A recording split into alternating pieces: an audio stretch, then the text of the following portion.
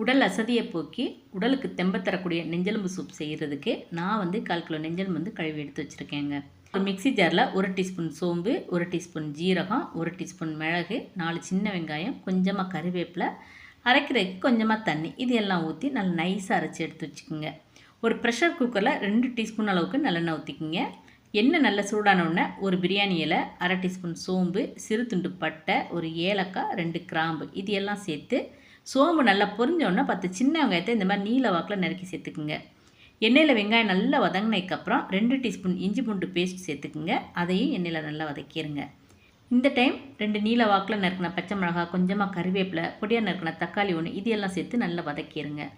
இப்போ இது கூட அரைச்சி வச்சுருக்க மசாலாவையும் சேர்த்து எண்ணெயில் நல்லா வதக்கினதுக்கப்புறம் கழுவி வச்சுருக்க அந்த நெஞ்செலும்பு, 1 டீஸ்பூன் மஞ்சள் தூள், 1/2 டீஸ்பூன் கரம் மசாலா, சூப்புக்கு தேவையான அளவு கல்லுப்பு, அப்புறம் கொஞ்சமாக பொடியாக நறுக்கின கொத்தமல்லி தழை, இது எல்லாம் சேர்த்து இது கூடவே 7 டம்ளர் தண்ணியும் ஊற்றி நல்லா கலந்து விட்டு குக்கர் மூடி போட்டு வெயிட் போட்டு குறைஞ்சது 7லேருந்து 8 விசில் வர வரைக்கும் நல்லா வேக வச்சுக்கோங்க. அடுப்பை மீடியம்லேயே வச்சுக்கோங்க. அப்போ தான் அந்த நெஞ்செலும்பு நல்லா வெந்து வரும். இப்போ ஸ்டீம்லாம் நல்லா அடங்கினதுக்கப்புறம் குக்கர் மூடியை திறந்து நல்லா கலந்து விட்டுருங்க. சூப் பரிமாறும் போது கொஞ்சமாக மிளகுத்தூள், கொஞ்சமாக பொடியாக நறுக்கின கொத்தமல்லி தழெல்லாம் சேர்த்து இதமான சூட்டில் பரிமாறுங்க.